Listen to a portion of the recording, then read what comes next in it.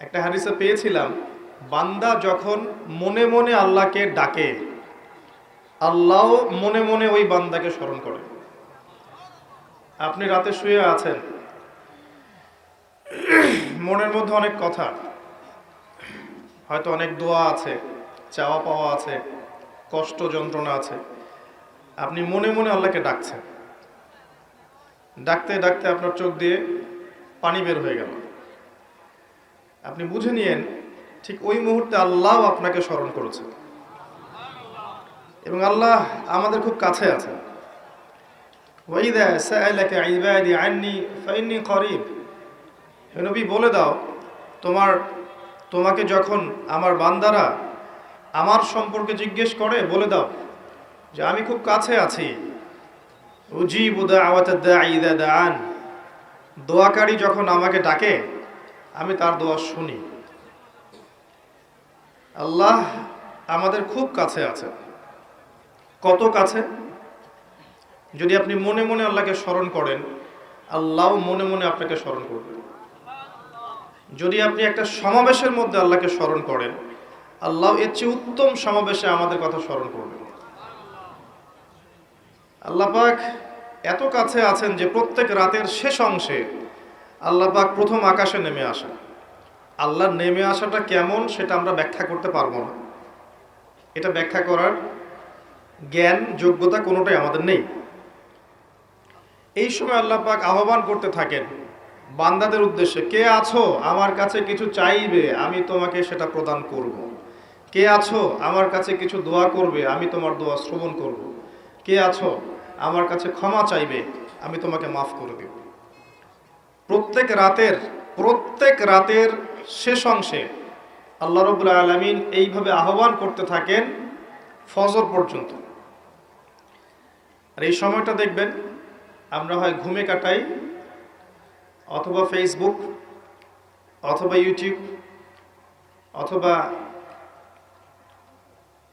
ক্যাসিনোর মধ্যে, কেউ জুয়াখানায়, কেউ পতিতালয়ে, কেউ আল্লাহ বিরোধী পরিকল্পনা করতে ব্যস্ত থাকে। কিন্তু আল্লাহ পাক প্রত্যেক রাতে তার বান্দাদের উদ্দেশ্যে এই আহ্বানটা করে থাকেন।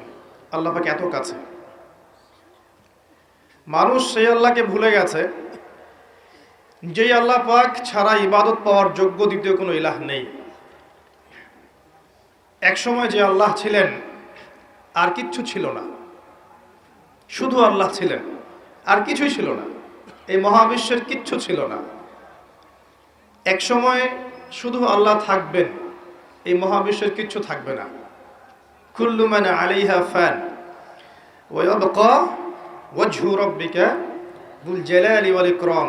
প্রত্যেকটা বিষয় বস্তু ফানা হয়ে যাবে, শুধুমাত্র আল্লাহ রাব্বুল আলামিনের সত্তাটা বাকি থাকবে। আল্লাহ পাক সূরা আর রহমানে একটা আয়াত বারবার বলেছেন, ফাবিআইয়ি আলাই রাব্বিকুমা তুকাযিবান।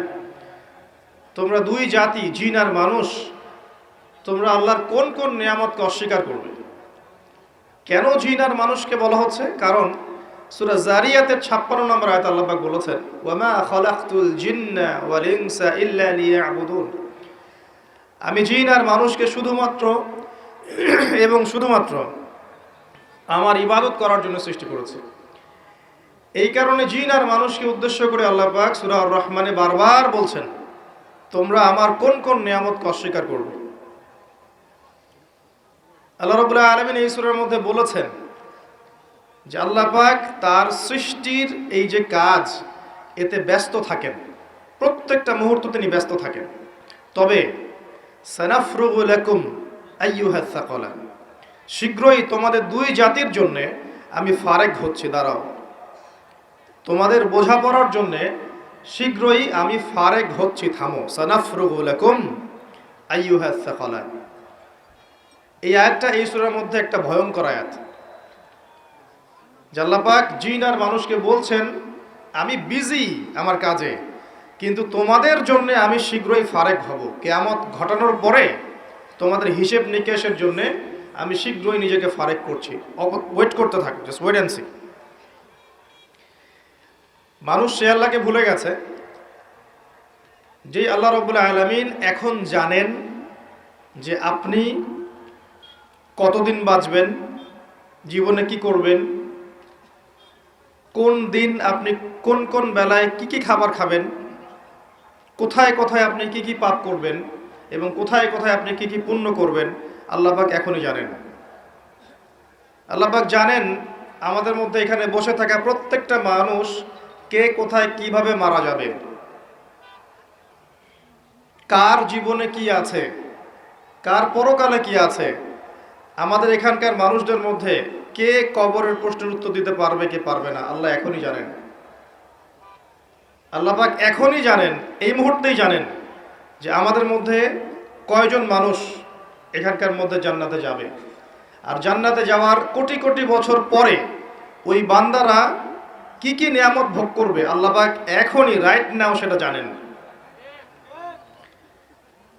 আপনাকে আমি আল্লাহ চিনাচ্ছি, আল্লাহ পাক সেই সত্তা যে আমাদের মধ্যে কে কে জাহান্নামে যাবে বা যাবে কি যাবে না, আল্লাহ পাক এই মুহূর্তে সেটা জানেন। এবং জাহান্নামে যাওয়ার কোটি কোটি বছর পর তাদেরকে কি শাস্তি দেওয়া হবে, আল্লাহ এখনই সেটা জানেন। আল্লাহ পাক জানেন এই পৃথিবীর আগামী ভবিষ্যৎ কি, এই পৃথিবীবাসীর ভবিষ্যৎটা কি, কোথায় যাচ্ছে বিশ্ব, আল্লাহ এই মুহূর্তে জানেন। আল্লাহর জ্ঞানের মধ্যে সব কিছু আছে।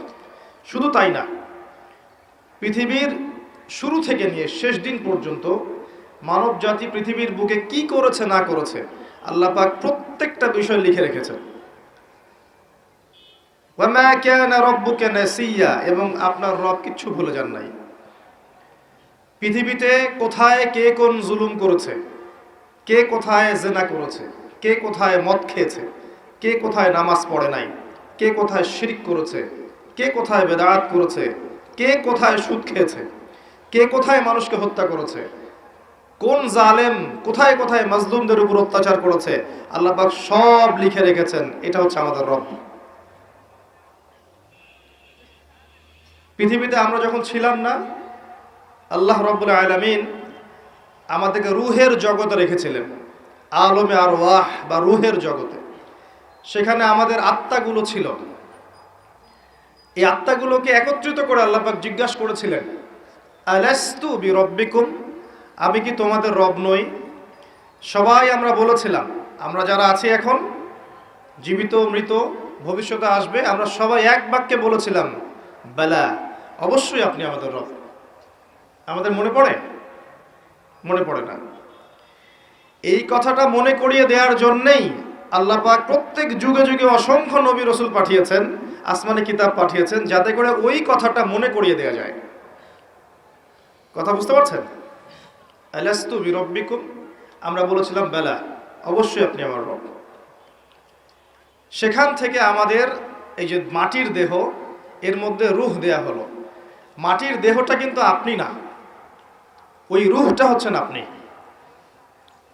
কারণ আপনার দেহটা পচে যাবে, আপনার আমার দেহের সৌন্দর্য থাকবে, বয়স থাকবে, পচে যাবে, নষ্ট হয়ে যাবে। আপনার রূহ এটা কিন্তু মরবে না। ওই রূহের জগৎ থেকে রূহটা পাঠানো হয়েছে মায়ের গর্ভে। মায়ের গর্ভ থেকে এই যে দুনিয়ার জীবনে, দুনিয়ার জীবন থেকে হয় ইল্লিনে যাবে, না হলে সিজ্জিনে। তারপরে আবার রূহটাকে দেহে ফেরত দেওয়া হবে কিয়ামতের দিন। ওই রূহওয়ালা বডিটার হিসেব হবে এবং সে আত্মা হয়ে যাবে জান্নাতে, না হলে জাহান্নামে। আত্মা কি মরল? আত্মা একটা ভ্রমণ চক্র পার করলো। ইয়া আইয়াতুহান নাফসুল মুতমাইন্নাহ, আছে না? ইরজিই ইলা রাব্বিকি রাদিয়াতাম মারদিয়া, হে প্রশান্ত আত্মা, তোমার রবের দিকে ফিরে আসো, সন্তুষ্ট ভাজন হয়ে ফিরে আসো। ফাদখুলি ফি ইবাদি, আমার বান্দাদের অন্তর্ভুক্ত হয়ে যাও। ওয়াদখুলি জান্নাতি, জান্নাতীদের অন্তর্ভুক্ত হয়ে যাও। এই রূহ আর আত্মা এর ব্যাখ্যা কি সায়েন্স করতে পারবে? আমাদের এডুকেশন সিস্টেম ব্যাখ্যা করতে পারবে আত্মা কাকে বলে? ফিলোসফি সাবজেক্টের মধ্যে রূহ নিয়ে প্রচুর বই আছে, কেউ আজ পর্যন্ত কোনো কনক্লুশন বা উপসংহারে যেতে পারে নাই যে আসলেই জিনিসটা কি। এমনকি নবী সাল্লাল্লাহু আলাইহি ওয়াসাল্লামকে 3টা প্রশ্ন করা হয়েছিল। আসহাবুল কাহাফের কি হয়েছে, জুলকারনাইন বাদশার কি হয়েছে, আত্মা কাকে বলে, ইহুদিরাই 3টা প্রশ্ন শিখিয়ে দিয়েছিল না, মনে আছে? ওই 3টা প্রশ্নের উত্তর দেওয়ার ঘটনা দিয়েই তো সূরা কাহাফ নাজিল হলো। এখানে আল্লাহ পাক রূহের সংজ্ঞা দিয়েছিলেন, সূরাতুল বনী ইসরাঈলের মধ্যে আছে, ইয়াসআলুনাকা আনির রূহ, তারা তোমাকে আত্মা সম্পর্কে জিজ্ঞেস করে। কুলির রূহু মিন আমরি রাব্বি, বলে দাও আত্মা হচ্ছে তোমার রবের একটা আদেশ মাত্র। আল্লাহর আদেশে এসেছে, আল্লাহর আদেশে চলে যাবে। কেউ দেখতে পারবে? পারবে না। সায়েন্স ব্যাখ্যা করতে পারবে? যুক্তি দর্শনের ব্যাখ্যা করতে পারবে? সায়েন্স কি স্বপ্নের ব্যাখ্যা দিতে পেরেছে এখন পর্যন্ত? স্বপ্ন কেন দেখে? একটা স্বপ্ন দেখলাম মনে করেন, এবং স্বপ্নটা সত্য হয়ে গেল, এর ব্যাখ্যা দিতে পারবে? কেন সত্য হলো? স্বপ্ন সত্য হয় না। এখন এক শ্রেণীর মানুষ আছে মনে করে স্বপ্ন বলতে কিছুই নাই, স্বপ্ন সত্য হতে পারে না, এবং স্বপ্ন নিয়ে কিন্তু ঠাট্টা মশকরা করে। কিন্তু দেখবেন মুমিন বান্দাদের স্বপ্ন সত্য হয়। ভালো স্বপ্ন আল্লাহর পক্ষ থেকে দেখানো হয়, সত্য হতে পারে। কোন কোন ক্ষেত্রে কাফেরের স্বপ্নও সত্য হতে পারে। এটা আবার কোথায় পেলেন? দলিল দিচ্ছি, সূরা ইউসুফ খোলেন। ইউসুফ আলাইহিস সালাম জেলখানায় আছেন, 2জন কয়েদি, দুজনে অমুসলিম, এসে বলছেন আমি স্বপ্ন দেখেছি যে আমি মনিবকে কিছু পান করাচ্ছি, এবং আমি স্বপ্ন দেখেছি আমার মাথায় রুটি আছে, এখান থেকে কাক বা চিল এটা খেয়ে নিচ্ছে। ইউসুফ আলাইহিস সালাম বললেন, যার মাথা থেকে রুটি খেয়ে নেওয়া হচ্ছে একে শীঘ্রই শুলদণ্ড দেওয়া হবে। তাই হলো। আর যে পান করাচ্ছে একে মুক্ত করে দেওয়া হবে। ওই 2 ব্যক্তি কি মুসলিম ছিলেন? সত্য স্বপ্ন দেখেছেন আল্লাহর পক্ষ থেকে। নবুয়তের 46 ভাগের 1 ভাগ কিন্তু সত্য স্বপ্ন। তো শেষ জামানায় মুমিনরা বেশি বেশি সত্য স্বপ্ন দেখতে পারে, এবং এগুলো ফলতেও পারে। যদি প্রসঙ্গটা এসেই গেছে বলে দিচ্ছি আপনার কাছে, বেশিরভাগ স্বপ্নই অহেতুক চিন্তাবশত মানুষ দেখে থাকে। আরেক প্রকার স্বপ্ন মানুষ শয়তানের পক্ষ থেকে দেখে। আরেক প্রকার স্বপ্ন আছে যেটা আল্লাহর পক্ষ থেকে মানুষকে দেখানো হয়, সত্য স্বপ্ন। তা আমি রূহের কথা বলছিলাম, আমরা রূহের জগতে ছিলাম, সেখান থেকে এই রূহের চক্র ভ্রমণ করছে। এই ভ্রমণ চক্রের মধ্যে একটা সময় দেখেন আপনি, শুধু মায়ের গর্ভ থেকে নিয়ে এই যে পৃথিবীর জীবনটুকু, এটাই হচ্ছে আপনার আমার দুনিয়ার হায়াত। কিন্তু রূহের হায়াত নয়, আপনার আমার দুনিয়ার জীবনের হায়াত, রূহের হায়াত নয়। রূহ সৃষ্টি করা হয়েছে আরো অনেক আগে।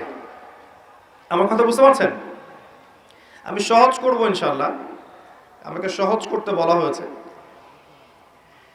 রূহ সৃষ্টি হয়েছে, আল্লাহ সৃষ্টি করেছেন আরো অনেক আগে, সেটাকে পাঠিয়েছেন দুনিয়ায় মায়ের গর্ভে। এই মায়ের গর্ভ থেকে মৃত্যু পর্যন্ত এই 50, 60, 70, 80, 100 বছর জীবনটা, এটা আপনার দুনিয়ার হায়াত। এই দুনিয়ার হায়াতটাকে আল্লাহ বলেছেন শস্য ক্ষেত, কাজের জায়গা, ফলাফল গ্রহণের জায়গা নয়। মনে রাখবেন, এখানে রেজাল্ট পাওয়া যাবে না, এটা পরীক্ষার হল। এখানে রেজাল্ট দেওয়া হবে না। কে ভালো কে মন্দ, কে জয়লাভ করলো কে পরাজিত হলো, কে সত্য কে মিথ্যা, এটা এখানে প্রমাণ সবসময় নাও হতে পারে। এটা রেজাল্ট দেওয়ার জায়গা নয়। রেজাল্ট দেওয়ার জায়গা হচ্ছে পরে, কিয়ামতের মাঠে। এরপরে রূহটা চলে যাবে হয় ইল্লিনে। ইল্লিন কোথায়? উপরে। আর সিজ্জিন নিচে। ভালো মানুষ হলে আত্মা চলে যাবে ইল্লিনে, আর মন্দ হলে, কাফের, ফাসেক, জালেম, মুশরিক, মুনাফিক হলে আত্মা যাবে সিজ্জিনে। সূরা মুতাফফিফিন পড়ে দেখেন, এখানে সব লেখা আছে। তো ইল্লিন সিজ্জিনে আত্মাগুলো আযাব ভোগ করবে অথবা শান্তি পাবে। যদি ভালো মানুষ হয় ইল্লিনে শান্তি ভোগ করবে জান্নাতের, আর খারাপ মানুষ হলে সিজ্জিনে শাস্তি ভোগ করবে। এখানে শাস্তি ভোগ করছে আত্মা, দেহ নয়। দেহ কিন্তু নাই এখানে, আত্মা শাস্তি ভোগ করছে। আপনাকে বোঝাতে চাচ্ছি, আপনি যে বডিটা নিয়ে ঘুরছেন এই বডিটাই আপনি নন। আপনার ভিতর একটা রূহ আছে, এটা হচ্ছে আপনি। ওটা যদি আল্লাহর আনুগত্য করে, আপনার বডি অটোমেটিক আল্লাহর আনুগত্য করবে। যখন আপনার রুহের মধ্যে কলুষতা আসবে, আত্মার মধ্যে নোংরামি, কলুষতা, কুৎসিত চিন্তা ভাবনা, আকীদা, আমল দিয়ে ভরে যাবে, তখন দেহ আপনার রুহের আনুগত্য করবে না। এই রুহটাকে পবিত্র করার জন্যই আল্লাহ রাব্বুল আলামিন যুগ যুগ অসংখ্য নবী রাসূল পাঠিয়েছেন এবং তারা তাজকিয়া করেছেন, মানুষের আত্মশুদ্ধির কাজ করেছেন। আমি পরে আসছি কিভাবে আপনি আত্মশুদ্ধিতে যাবেন। এই যে হায়াতটুকু আপনাকে দেয়া হয়েছে, এটা কর্মের জীবন। পরবর্তীতে আপনি ফলাফল পাবেন ইল্লিনে বা সিজ্জিনে। তারপরে তাকে তোলা হবে কিয়ামতের মাঠে হিসাবের জন্য, যেখানে আরো 5টা প্রশ্ন করা হবে। কবরে 3টা, কিয়ামতের মাঠে 5টা। কবরে কয়টা? 3টা। কিয়ামতের মাঠে আরো 5টা। কবরে 3টা তো জানেন, মান রব্বুক, তোমার রব কে। দুনিয়াতে কেউ যদি আল্লাহর সাথে শিরিক করে থাকে, বিনা তওবায় মারা যায়, সে ব্যক্তি মান রব্বুক প্রশ্নের উত্তর দিতে পারবে না, ফুল স্টপ। মা দীনুক, তোমার দিন কি। পৃথিবীতে কেউ যদি দিন ইসলামকে পরিপূর্ণরূপে গ্রহণ না করে, হাসি ঠাট্টার ছলে গ্রহণ করে থাকে, সে কোশ্চেন কালেও এই প্রশ্নের উত্তর দিতে পারবে না, তোমার দিন কি, ফুল স্টপ।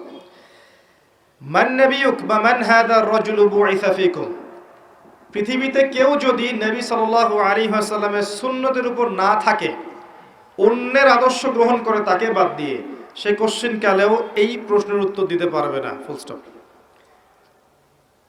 যারা তাওহীদের উপর থাকবে তারা মান রব্বুক উত্তর দিতে পারবে। যারা দ্বীন ইসলামকে পরিপূর্ণরূপে গ্রহণ করবে তারা মা দীনুক উত্তর দিতে পারবে। যারা পৃথিবীতে শুধু নবী সাল্লাল্লাহু আলাইহি ওয়াসাল্লামের সুন্নাহর উপর চলবে, অন্য কাউকে আদর্শরূপে গ্রহণ করবে না, তারা মান নবিয়ুক উত্তর দিতে পারবে ইনশাআল্লাহ। এরপরে আরো একটা প্রশ্ন করা হবে, যদি 3টা পারা যায়। তুমি কিভাবে এগুলো জানলে? এগুলো তো সবাই জানে না। হয়তো 999 জন মানুষই বলতে পারবে না এই 3টা প্রশ্নের উত্তর কি কি। এই ইকুয়েশনটা কোথায় পেলাম? এটা পেলাম ওই হাদিস থেকে যে কিয়ামতের মাঠে আদম আলাইহিস সালামকে ডাকা হবে, ডেকে বলা হবে তোমার সন্তানদের মধ্য থেকে জাহান্নামীদেরকে আলাদা করে দাও। আদম আলাইহিস সালাম বলবেন কতজনকে হে আল্লাহ? আল্লাহ বলবেন 1999 জনকে জাহান্নামের জন্য আলাদা করে দাও। নাউযুবিল্লাহ ওয়া ইন্না লিল্লাহি ওয়া ইন্না ইলাইহি রাজিউন। সহিহ বুখারীর হাদিস, 4 বার এসেছে হাদিসটা। তো পার্সেন্টেজটা আপনি বোঝেন। বেশিরভাগ মানুষই কবরের প্রশ্নের উত্তর দিতে পারবে না। তার মানে বেশিরভাগ মানুষ এই দুনিয়ার জীবনে, উম্মতে মুহাম্মাদের এই দুনিয়ার জীবনে শিরিক করবে, দ্বীন ইসলামকে পরিপূর্ণরূপে গ্রহণ করবে না এবং নবীর আদর্শ ছেড়ে অন্য আদর্শ গ্রহণ করবে। এটা হবে এই উম্মতের ক্ষেত্রে, এটা হবে। এই 3টা হচ্ছে আপনার কবরের প্রশ্ন। প্রশ্ন ফাঁস করা আছে, উত্তর সবাই দিতে পারবে না। আমর ইবনে আস রাদিয়াল্লাহু আনহু, বিখ্যাত সাহাবী, যিনি একসময় কাফের ছিলেন, পরে মুসলিম হয়েছেন। খালিদ বিন ওয়ালিদ রাদিয়াল্লাহু আনহুর সাথে খুব ভালো সম্পর্ক ছিল তার। পরবর্তীতে ওমর রাদিয়াল্লাহু আনহুর যুগে তিনি মিশরের গভর্নর হয়েছিলেন। মৃত্যুর সময় তিনি বলছেন যে একটা সময় ছিল যখন আমরা জাহিলিয়াতের মধ্যে ছিলাম, আল্লাহ যদি তখন আমার মওত দিতেন তাহলে জাহান্নাম ছাড়া কোনো গতি ছিল না। এরপর আমি ইসলামের মধ্যে আসলাম এবং ভালো আমল করতে থাকলাম। এমন আমল করছিলাম যে ওই সময় যদি আল্লাহ আমার মওত দিতেন তাহলে আমি হয়তো জান্নাতের ব্যাপারে নিশ্চিত থাকতে পারতাম। এরপরে আসলো কিছু কিছু ফিতনা, এখন আমি সেই ফিতনার যুগে মারা যাচ্ছি, আমি জানি না আমার সাথে কি হবে। বিখ্যাত সাহাবী আমর ইবনে আস রাদিয়াল্লাহু আনহুর কথা এটা। তিনি তখন বললেন, আমার মৃত্যুর পরে তোমরা আমার কবরের পাশে বসে থেকো, তাড়াতাড়ি চলে যেও না। আমার কবরের পাশে বসে থেকো, তাড়াতাড়ি চলে যেও না। একটা উট জবাই করে গোশতগুলো বন্টন করতে যত সময় লাগে, এতটুকু সময় তোমরা বসে থেকো, যাতে আমি প্রশ্ন উত্তরের প্রিপারেশন নিতে পারি। বিখ্যাত সাহাবীর উক্তি। ওসমান রাদিয়াল্লাহু তাআলা আনহু জান্নাত জাহান্নামের বর্ণনা শুনে কাঁদতেন না। যখন কবরের কথা আলোচনা হতো, কবরস্থানে যেতেন, দরদর করে কাঁদতে থাকতেন। এরপর একটা সভ্যতা আসলো, আধুনিক সভ্যতা, যে সভ্যতা কবরস্থানকে লোকালিটি থেকে অনেক দূরে সরিয়ে দিল। সমাজ একটা, গ্রাম একটা, কবরস্থান অনেক দূরে। মানুষ মারা গেলে তাকে দূরে কবর দিতে যেতে হয়, তাই না? আর ওই যুগে এমন ছিল, কবরস্থান ছিল মসজিদের পাশে। এখনো দেখবেন নববী, মসজিদ নববীর পিছনে আছে না বাকিউল গারকাত, সাহাবীদের কবর। কারণ ছিল, যখন মানুষ এটা অতিক্রম করবে প্রতিদিন নামাজ পড়তে যাওয়ার সময় 5 বার করে, তার মধ্যে পরকালের ফিকির হবে, কবরের কথা চিন্তা থাকবে, কান্না আসবে, দুনিয়ার জীবন এর তুচ্ছতা সম্পর্কে আমাদের ধারণা আসবে। একটা দাজ্জালীয় সভ্যতা যখন আসলো, এই সভ্যতা কবরস্থানকে আস্তে আস্তে দূরে সরিয়ে দিল। এখন বছরে একটা দিনও আপনারা কবরস্থানে যান কিনা সন্দেহ আছে। তাই মৌতের কথা মানুষের স্মরণ হয় না। আর তারা চায় যে আমরা মৃত্যুকে ভুলে যাই। তারা চায় যে আমরা মৌতকে ভুলে যাই, দুনিয়ার ভোগ বিলাস নিয়ে ব্যস্ত থাকি। এতে করে ওদের উদ্দেশ্য সফল হবে এবং আমাদেরকে ডমিনেট করা ওদের জন্য সহজ হবে। এই যুগে যা যা হচ্ছে, এগুলো কোনোটাই এমনি এমনি হয়নি। প্রত্যেকটা ঘটনার পিছনে কোনো না কোনো বিষয় আছে। এটা বুঝতে হলে আপনার নূর লাগবে। আমি বারবার একটা কথা বলেছিলাম, নূর লাগবে। নবীজি বলেছেন সাল্লাল্লাহু আলাইহি ওয়াসাল্লাম, ফিতনাটা এত ভয়াবহ হবে, অন্ধকার রাতে কালো পাথরের উপর কালো পিঁপড়া নীরবে হেঁটে গেলে যেমন হয়, ফিতনার ব্যাপারটা তেমন হবে। এত ডিফিকাল্ট। এখন আপনার পিএইচডি করার প্রয়োজন নাই যে এই ফিতনা চিনতে হলে আপনার কি লাগবে। কি লাগবে বলেন? আলো, নূর। আলো থাকলে আপনি দেখতে পাচ্ছেন, এই তো। এই নূর ওই কলুষিত আত্মা অর্জন করতে পারবে না। দুনিয়া পূজারী আত্মা দুনিয়াতে এসে দুনিয়া নিয়ে ব্যস্ত হয়ে আছে। দুনিয়া পূজারী, দুনিয়ার টাকা পয়সা, ব্যাংক ব্যালেন্স, বাড়ি গাড়ি, ভোগবিলাস, জেনা, মদ, পর্নোগ্রাফি, সুদখোর, ঘুষখোর, দুর্নীতিবাজ, জুলুমবাজ, এদের হৃদয়ের মধ্যে ওই নূর কখনো আসবে না। হৃদয়ে যদি এগুলো থেকে পবিত্র হতে পারে, তবে নিয়ে এর মধ্যে নূর আসতে পারে। হৃদয়কে এগুলো থেকে পবিত্র করার পর মনের মধ্যে যে হিংসাগুলো আছে, গীবত, তহমত, সমালোচনা, অহংকার, এগুলো সংস্কৃতিগুলো আছে, এগুলো ত্যাগ করার পরে যখন মানুষ কোরআন ধরবে, হাদিস পড়বে, নামাজি হবে, তাহাজ্জুদ গোজার হবে, সুন্নাহর পাবন্দ হবে, হালাল খাবে, আদর্শ পরিবার গড়বে, ইসলামিক সমাজ গড়বে, আত্মশুদ্ধি অর্জন করবে, বেশি বেশি তেলাওয়াত করবে, জিকির আজগার করবে, আল্লাহকে ডাকবে, আল্লাহর ধ্যান করবে, আল্লাহর জিকির করবে, তাসবিহ তাহলিল করবে, মৌতকে স্মরণ করবে, পরকালকে স্মরণ করবে, প্রত্যেকটা কাজ আল্লাহকে সন্তুষ্ট করার জন্য করবে। তখন দেখবেন এই কলবগুলোর মধ্যে কি আসবে? আল্লাহর নূর আসবে ইনশাআল্লাহ। তখন সে ফিতনা রিকগনাইজ করতে পারবে, চিনতে পারবে ইনশাআল্লাহ। তো এই রূহটা যদি নূর দিয়ে আলোকিত করতে না পারি, পরকালে কবরেও নূর পাবো না, হাসরের মাঠেও কখনো নূর আসবে না। একটা আয়াত বলছি, সূরা হাদীদে আল্লাহ পাক বলেছেন, ইয়াউমা তারাল মুমিনিনা ওয়াল মুমিনাত ইয়াসআ নূরুহুম বাইনা আইদিহিম ওয়া বিআইমানিহিম। হে নবী, কিয়ামতের মাঠে আপনি দেখবেন মুমিন পুরুষ, মুমিন নারীদের জন্য তাদের সামনে এবং ডান দিকে আল্লাহর পক্ষ থেকে আলো এবং নূর থাকবে। মুনাফিকরা বলবে যে আমাদেরকে নাকতাবিস মিন নূরিকুম, তোমাদের নূর থেকে কিছু আমাদেরকে দাও, আমরা তো পার হতে পারছি না পুলসিরাত। ওদেরকে বলা হবে কিলা রুজিউ ওয়ারাকুম ফালতামিসু নূরা, ফিরে যাও পিছনে, পিছনে ফিরে যেয়ে নূর তালাশ করে আসো। দুনিয়ার জীবন তোমাদেরকে প্রতারিত করেছিল, আজকে তোমাদের জন্য কোনো নূর নাই। আল্লাহ যাকে নূর দিবে না, ফামা লাহু মিন নূর, তার কোনো নূর থাকবে না। নূর নিয়ে এতগুলো কথা এই জন্য বলছি, আমি পরে আসছি। এই যুগে যদি আপনি চলতে চান, ফিতনাগুলো চিনে আল্লাহর পথে চলতে চান, এগুলো থেকে দূরে থাকতে চান, আল্লাহর আনুগত্য করতে চান, রাসূলের আনুগত্য করতে চান, পরিস্থিতি বুঝে এগোতে চান, আপনার বাহ্যিক চোখ যথেষ্ট না, আপনার নূর দরকার কলবের মধ্যে। বাহ্যিক চোখ দিয়ে আপনি সব বুঝতে পারবেন না। বাহ্যিক চোখ দিয়ে আপনি দেখবেন বিশ্ব এগিয়ে যাচ্ছে, আর আল্লাহর নূর দিয়ে দেখলে আপনি বুঝতে পারবেন বিশ্ব এগিয়ে যাচ্ছে ঠিকই, তবে এটা তার ধ্বংসের দিকে এগিয়ে যাচ্ছে। দৃষ্টিভঙ্গির বিশাল পার্থক্য দেখবেন আপনি। তো এই যে সময়টা আল্লাহ দিয়েছেন, এই সময়টুকুতে যদি আমরা তাওহীদে থাকি, সুন্নতে থাকি, দিন পরিপূর্ণরূপে পালন করি, কবরের 3টা প্রশ্নের উত্তর দিতে পারবেন ইনশাআল্লাহ। এরপরে আপনাকে রাখা হবে ইল্লিনে, যেখানে আপনি জান্নাতের নিয়ামত ভোগ করবেন। আল্লাহর পরে যারা শহীদ, তাদের ব্যাপারে এসেছে যে তোমরা আল্লাহর পথের শহীদদেরকে নিহত বলো না, মৃত বলো না। তাদেরকে আল্লাহর পক্ষ থেকে রিজিক প্রদান করা হয়। জাফর ইবনে আবি তালিব রাদিয়াল্লাহু আনহু, যিনি মুতার যুদ্ধে শহীদ হয়েছিলেন, তার 2টা হাত কেটে গিয়েছিল। নবী সাল্লাল্লাহু আলাইহি ওয়াসাল্লাম কান্নাকাটি করেছিলেন তার ইন্তেকালের সংবাদ শুনে, কিন্তু একটু পরে মুচকি হেসেছেন। তাকে জিজ্ঞেস করা হলো, কি জন্য আপনি হাসলেন ইয়া রাসূলুল্লাহ? তিনি বললেন, আমি দেখলাম যে জাফর রাদিয়াল্লাহু আনহুকে আল্লাহ এই কাটা 2 হাতের বিনিময়ে জান্নাতে 2টা সবুজ পাখা দিয়েছে। এটা দিয়ে সে জান্নাতে ঘুরে বেড়াচ্ছে এবং ফল খাচ্ছে।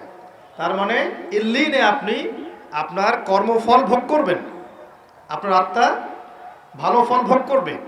আর যদি দুনিয়ার কর্মজীবনে খারাপ কাজ করে থাকে, শিরিক করেছে, বেদাত করেছে, হারাম খেয়েছে, সুদ খেয়েছে, ঘুষ খেয়েছে, জেনা করেছে, দুর্নীতি করেছে, জুলুম করেছে অন্যের উপরে, এমন কোনো পাপ নাই দুনিয়াতে করে নাই, এর আত্মা ইল্লিনে যাবে না, সিজ্জিনে যাবে। সিজ্জিন, ওয়ামা আদরাকা মা সিজ্জিন। আল্লাহ বলেছেন, তোমরা কি জানো সিজ্জিন কি? কিতাবুম মারকুম, আল্লাহর কাছে লিখিত কিতাব।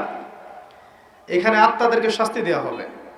এই যে বারজাখের জীবনের শাস্তি নবীজি দেখে এসেছেন মেরাজের রাতে। সুদখোরদের মাথা ফাটিয়ে দেওয়া হচ্ছে, রক্তের নদীতে ফেলে মাথা ফাটিয়ে দেওয়া হচ্ছে, এতিমের মাল আত্মসাৎকারীরা জ্বলন্ত অঙ্গার গিলে খাচ্ছে, ব্যভিচারকারীদেরকে এই যে পচা গোশত খেতে দেওয়া হচ্ছে, মহিলা জেনাকারদেরকে এই যে বুকের মধ্যে হুক লাগিয়ে ঝুলিয়ে রাখা হয়েছে। এই যে শাস্তিগুলো তিনি দেখে এসেছেন, এগুলো কিন্তু ওই বারজাখের শাস্তি। এটা কিন্তু জাহান্নামের ওই কিয়ামতের মাঠের শাস্তি নয়, কিন্তু বারজাখী জীবনের শাস্তি। দেখেছেন জিহ্বা আগুনের কেচি দিয়ে কেটে দেওয়া হচ্ছে এক শ্রেণীর বক্তার, জানা অনুযায়ী আমল করতো না। এগুলো বারজাখের শাস্তি। তার মানে আত্মার কিন্তু আপনার মৃত্যু হচ্ছে না। এই দুনিয়ার জীবনটাই সব নয়, তাহলে মৃত্যু হয়ে গেলেই সব শেষ হয়ে যাবে না, বরং আপনার আত্মা বাকি থাকবে। আত্মা হয় ইল্লিনে যাবে, না হলে সিজ্জিনে। নিষ্কৃতি নাই কোনো, আমাদের কোনো নিষ্কৃতি নাই। আবু বকর সিদ্দিক রাদিয়াল্লাহু আনহু এই জন্য বলতেন, ইয়া লাইতানি লাউ কুনতু শাজারা, হায় আমার দুর্ভাগ্য যদি আমি এই গাছটা হয়ে যেতাম, যার কোনো হিসেব নিকেশ নাই। দুনিয়াতে এসেছি, কাজ করব, ভালো হলে ভালো, খারাপ হলে খারাপ, আত্মার নিষ্কৃতি নাই, ওকে ছেড়ে দেওয়া হবে না। এরপর কিয়ামতের মাঠে দেহটাকে আবার জীবিত করে আবার আত্মা দেয়া হবে। দিয়ে কয়টা প্রশ্ন ভাই? আরো 5টা। এই 5টাও শোনেন। 1 নাম্বার, তোমার সারাটা জীবন কোন কাজে ব্যয় করেছো? নাম্বার 1। নবীজি বলেছেন, এই 5টার উত্তর না দেয়া পর্যন্ত কোনো আদম সন্তান 1 স্টেপ সামনে যেতে পারবে না, 1 স্টেপ পিছনে আসতে পারবে না, স্টিল দাঁড়িয়ে থাকতে হবে। খালি পায়ে, নগ্ন শরীরে, গায়ে কাপড় থাকবে না, খালি পা, নগ্ন শরীর।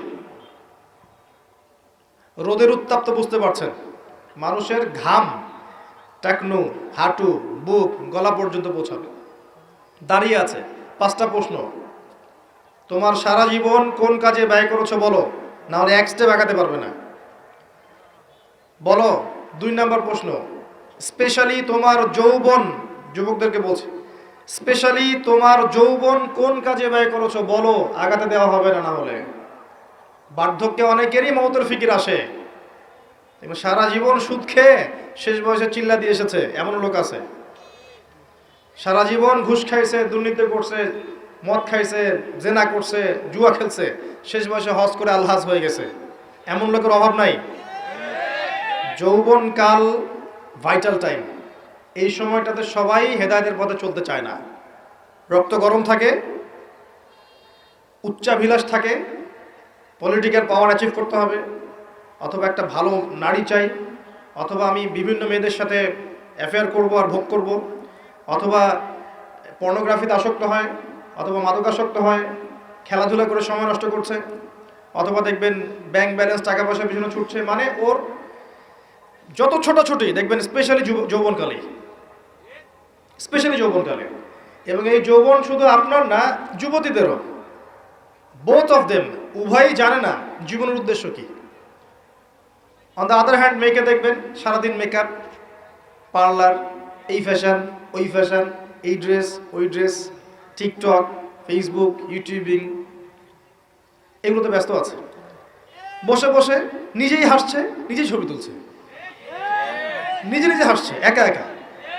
মানে হাসির কোনো কারণ নাই, এমনি একা বসে আছে, এটা হাসলো, ছবি তুললো। মানে মাইন্ড প্রোগ্রামিং। দেখেন আমাদের মাথাটাকে ইহুদিরা প্রোগ্রামিং করে দিয়েছে। মানে আপনি যা করবেন ওরা আপনাকে দেখতে আসবে না, বরং আপনি নিজেই জানিয়ে দিবেন, দেখো আমি এটা করেছি। ওয়াইফকে নিয়ে ঘুরতে গেছে, ছবি দিবে ফেসবুকে, কয়দিন পর হয়তো বাথরুমে বসেও ছবি দিবে। এটাই বাকি আছে খালি, আই থিঙ্ক শুধু এটাই বাকি আছে, বাকি সবই দেওয়া যায়। এগুলো দিস হয়, আমি আপনাদের ভাষা বুঝি না, বলতে পারি না, এগুলো মাঝে মধ্যে দেখা যায়। ভালো করে খেয়াল করেন, মানুষের দুইটা জীবন, এই যে ব্যক্তিগত জীবন আর পাবলিক লাইফ। পাবলিক লাইফ, আপনি আমি এখন পাবলিক লাইফে আছি, আমাদের প্রাইভেসি আছে, সব কিছু তো আপনি জানবেন না, আবার আপনার সব কিছু আমি জানবো না। একটা প্রাইভেট লাইফ, ব্যক্তিগত জীবনে আপনি খান, ঘুমান, আপনি স্ত্রীর সাথে থাকেন, ঘরের মধ্যে অনেক কিছুই করেন। এই মাইন্ড প্রোগ্রামিং করে ওরা আমাদেরকে এমন একটা মানসিকতা দিয়ে দিয়েছে যে আমরা এখন পাবলিক লাইফ আর প্রাইভেট লাইফের পার্থক্য বুঝতে পারছি না। মানুষের প্রাইভেট লাইফকে আমরা পাবলিক করে দিচ্ছি, ব্যক্তিগত জীবনে যা করছে সব ঢেলে মানুষকে জানাচ্ছে। ওরা কিন্তু জানতে আসছে না, আপনি জানিয়ে দিচ্ছেন ফেসবুকে। এটা প্রোগ্রামিং, একটা মাইন্ড প্রোগ্রামিং। তো ওদের ওই যুব সমাজও যেমন, যুবতী সমাজও তেমন। দেখবেন এরাও ফ্যাশন, ওই পার্লার, এই গেট আপ, জিন্স গেঞ্জি, রাস্তায় ঘোরা। তারপরে যদি বুঝায় দেওয়া যায় যে তুমি তো সম অধিকার পাওয়ার যোগ্য, নারী পুরুষের সাথে কোনো পার্থক্য নাই, তুমি বাসায় বসে থাকবে কেন? তুমি বেগম রোকের উত্তরসূরি না? বাসা থেকে বের হও, ঘর থেকে বের হও, মৌলবাদী পর্দার দর্শন বাদ দাও, পুরুষের কাঁধে কাঁধ মিলিয়ে মাঠে নামো, জাতিকে এগিয়ে নাও। তাহলে তো আর কথাই নাই, ওকে আর ওরা হাতি দিতে পারবে না। ও তখন আকাশে উড়বে, মাটিতে হাঁটবে না, আকাশে হাঁটবে। দাজ্জাল, আমি বলেছি দাজ্জাল, ফেমিনিস্ট রেভলিউশন।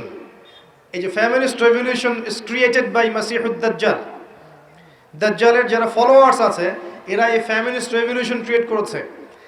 নবী সাল্লাল্লাহু আলাইহি ওয়াসাল্লাম মেরাজের রাতে যখন গিয়েছেন, একজন ফেরেশতা তাকে দেখে হাসেনি, তার নাম মালিক। সূরা যুখরুফের মধ্যে তার কথা আছে। তিনি জিবরাইলকে জিজ্ঞাসা করেছিলেন আলাইহিস সালাম, ও হাসছে না কেন? জিবরিল আমিন বলেছেন, তাকে আল্লাহ পাক জাহান্নামের প্রহরী হিসেবে সৃষ্টি করেছেন। যেদিন থেকে আল্লাহ তাকে এই দায়িত্ব দিয়েছেন ওই দিন থেকে মুখের হাসি উড়ে গেছে। আর জাহান্নামে তিনি ছাড়াও আরো 19 জন বড় বড় ফেরেশতা থাকবেন, আলাইহা তিসআতা আশার, কোরআনে আছে। আরো অগণিত ফেরেশতা থাকবেন যারা দায়িত্ব পালন করবেন। নবী সাল্লাল্লাহু আলাইহি ওয়াসাল্লামকে দেখানো হলো জাহান্নামের আযাব, তিনি দেখলেন, পৃথিবীতে এসে বললেন মেরাজ শেষে যে আমি জাহান্নামকে দেখেছি, যেখানে উদ্ধত এবং অহংকারীরা আছে এবং সেখানকার বেশিরভাগ অধিবাসী হচ্ছে মহিলা, নারী। তার মানে শোনেন, এই হাদিসের ভুল ব্যাখ্যা বোঝেন না, এটা সমস্ত উম্মতদের জন্য নয়, এটা এই উম্মতের জন্য খাস। নবী সাল্লাল্লাহু আলাইহি ওয়াসাল্লামকে মেরাজের রাতে যে শাস্তিগুলো দেখানো হয়েছে এগুলো এই উম্মতের জন্য বেশি খাস। এই উম্মতের মানুষ বেশি সুদ খাবে, বেশি জেনা পরকিয়া করবে, এতিমের মাল আত্মসাৎ হবে এই উম্মার মধ্যে বেশি। এই উম্মতের বক্তারা জানুন যে আমল করবেন অনেকেই, এই উম্মতের নারীরা বেশিরভাগ জাহান্নামে যাবে। শেষ 100 বছরের দিকে তাকান, বেশিরভাগ অনুসারী যদি জাহান্নামে যায় মহিলা এই উম্মতের, তার মানে এই উম্মতের মহিলাদের সাথে শেষ জামানায় এমন কিছু হবে যার ফলে তারা আর দিনের পথে থাকতে পারবে না। শেষ জামানায় এমন কিছু ওদের সাথে হবে যার ফলে ওরা তাওহীদ, দ্বীনের জ্ঞান অর্জন, সুন্নত, পর্দা, হালাল এই বিষয়গুলো মেনে চলতে পারবে না, প্রতিবন্ধকতার শিকার হবে। আর সেই বিষয়টাই বলেছে আমি আমার ব্যাখ্যায়, এটা হচ্ছে ফ্যামিনিস্ট রেভলিউশন, নারীদের এই অবাধে বেলাল্লাপনা। এটা আজকে থেকে 100 বছর আগে ছিল না। আজকে থেকে 100-200 বছর আগে দিকে তাকিয়ে দেখেন, এরকম পশ্চিমা ধাঁচে সারা বিশ্বে মুসলিম কান্ট্রিগুলোতে মেয়েরা এইভাবে ঘুরে বেড়ায়নি কখনো। যারা নারীরা এখন পুরুষের আসন নিয়ে নিয়েছে আর পুরুষ হয়ে গেছে নারী, পোশাক পরিবর্তন হয়ে গেছে, নারী পুরুষের পোশাক পরছে, মেয়ে নারীর পোশাক পরছে। দেধারসে ফ্রি মিক্সিং, যেখানে যাবেন ফ্রি মিক্সিং, মার্কেটে যান ফ্রি মিক্সিং, স্কুলে যান ফ্রি মিক্সিং। ফ্রি মিক্সিং বোঝেন তো? মানে আপনার পাশে বসে আছে গায়রে মাহরাম, আপনার মনে হবে সে আমার কলিগ। আপনার পাশে বসে আছে একটা গায়রে মাহরাম যার সামনে পর্দা করা ফরজ আল্লাহ করেছেন, আপনার কাছে মনে হবে সে আমার কাজিন, সে আমার সহপাঠী, সে আমার ফ্রেন্ড, সে আমার ভাইয়া, সে আমার টিচার। এটা মনে হবে। আল্লাহ ওদের সাথে পর্দা করা ফরজ করেছেন, কিন্তু ওই মেয়ের কাছে মনে হবে এই ব্যাপার। এটা ফ্রি মিক্সিং। স্কুলে ফ্রি মিক্সিং। স্কুলের ছেলেমেয়েরা এখন পর্ন দেখে। স্কুলের ছেলেমেয়েরা বসে বসে, ক্লাসে বসে বসে পর্ন দেখে। এটা সেকুলারদের মিডিয়া থেকে খবরগুলো বলছে, ইসলামিক মিডিয়া তো নাই আমাদের কাছে, সেকুলারদের মিডিয়া থেকে খবরগুলো বলছে। রিপোর্ট হয়েছে এগুলো নিয়ে অনেক, ইউটিউব ঘাটে। ক্লাসে বসে বসে ছেলে মেয়ে পর্ন দেখছে, স্কুলের ছেলেরা, স্কুলের মেয়েরা। আজকে থেকে 50 বছর আগে কল্পনা করতে পারতেন? আমরা করেছি এগুলা? আমরা তো বেশি বয়স না, আমরা করেছি। এখনকার কলেজে যাবেন ফ্রি মিক্সিং, গ্রুপ স্টাডি করতেছে বসে, ছেলে টিচার মহিলাদেরকে পড়াচ্ছে, মেয়েদেরকে পড়াচ্ছে ব্যাচ করে, ছেলে টিচার, মেয়ে টিচার, ছেলেরা ব্যাচ করে পড়ছে। গায়রে মাহরাম, পর্দা করা ফরজ ছিল। বোঝানো হয়েছে সে তো শিক্ষক, আমি তো ছাত্র, সে আমার টিচার, আমি তার ছাত্রী, বাবার মতো সম্মান তার আমার। এই বাবার মতো সম্মান করতে গিয়ে মাঝে মাঝে বাবার ভূমিকায় গায়ে হাতও দিচ্ছে, মা ভালো থাকো।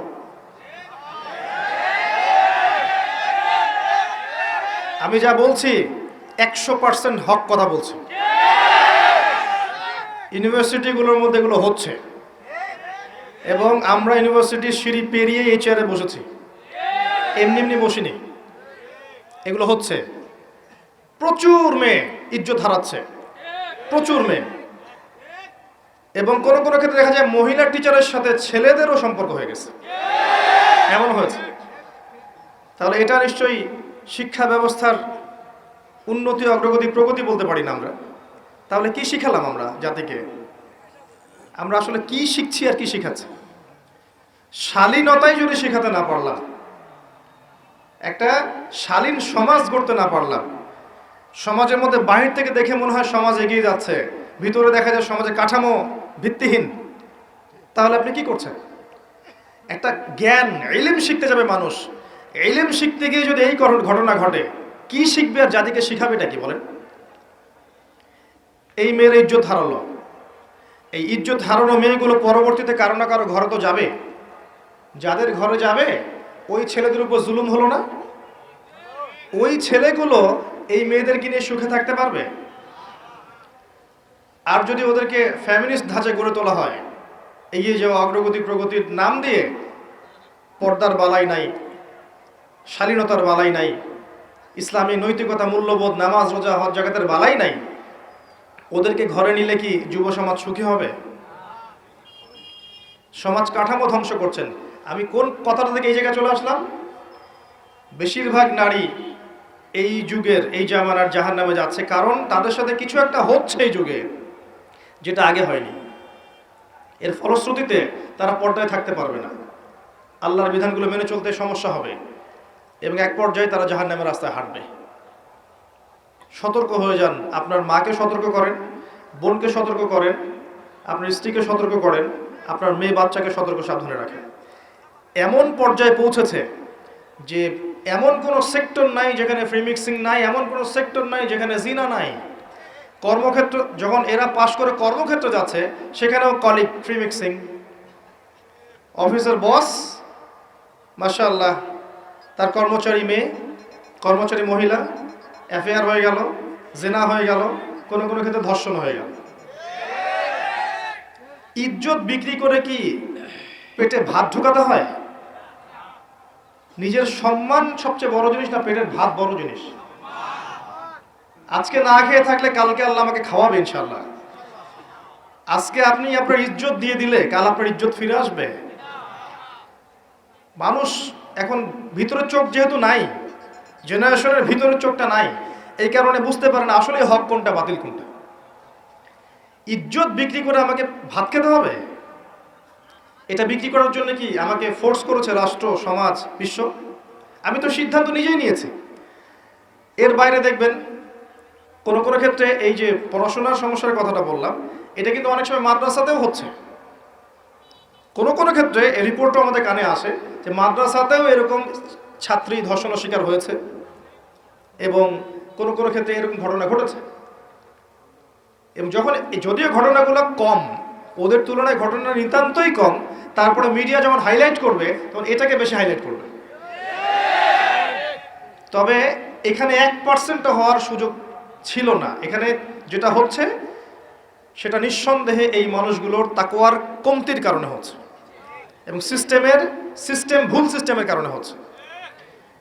মেয়েদের মাদ্রাসায় পুরুষের অনুপ্রবেশ দেওয়া যাবে না। প্রত্যেকটা টিচার, স্টাফ, এভরিবডি সেখানে মহিলা হতে হবে। ছেলেদের মাদ্রাসায় ওখানে আপনি মেয়ের অ্যাক্সেস দিতে পারবেন না। প্রত্যেকটা টিচার, স্টুডেন্ট সেখানে ছেলে হতে হবে। এই সিস্টেমে যখন স্কুল, কলেজ, মাদ্রাসা চলবে তখন জেনামুক্ত পরিবেশে আমাদের সন্তানরা পড়াশোনা করতে পারবে ইনশাআল্লাহ। পড়াশোনা করতেই যদি জেনা করতে হয় তো ওই জ্ঞান দিয়ে সে কিভাবে জাতিকে এগিয়ে নিবে বলেন তো? এরপরেও গিয়ে কর্মক্ষেত্রে জেনা করছে। আপনি যেখানে যাবেন সেখানে রেভলিউশন। ব্যাংকে যান, মেয়ে বসে আছে, বাজারে যান, মেয়ে বসে আছে, দোকানদারি থেকে মেয়ে বসে আছে, রাস্তাঘাটে হাঁটবেন, মেয়ে ঘুরে বেড়াচ্ছে সবখানে। আল্লাহ এবং তার রাসূল কখনো বলেননি যে মেয়েরা তাদের অধিকার পাবে না এবং তারা তাদের কর্মক্ষেত্রে স্বতন্ত্র স্বাধীন থাকবে না, এটা কখনো বলা হয়নি। আল্লাহ এবং তার রাসূল এতটুকু বলেছেন তারা তাদের ক্ষেত্রে স্বতন্ত্র স্বাধীন, ফ্রি মিক্সিং চলবে না।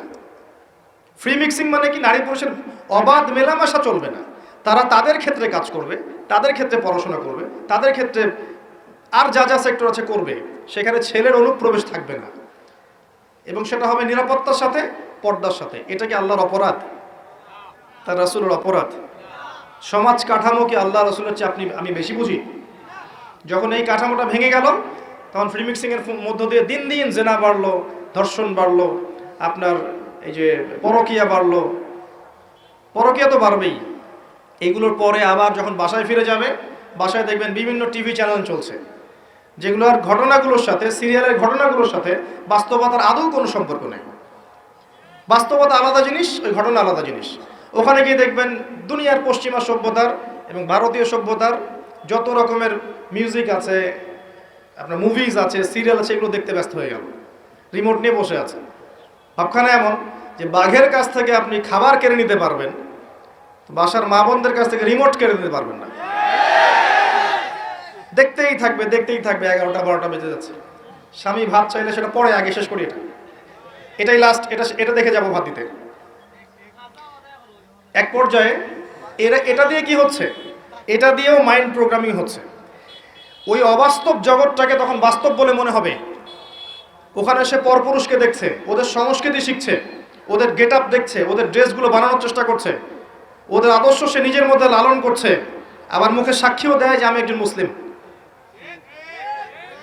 এই আদর্শগুলো যখন লালন করে আবার পরিবারে ফিরে আসবে তখন তো ফাসাদ হবেই, কারণ বাস্তবতার এটা তো আলাদা জিনিস।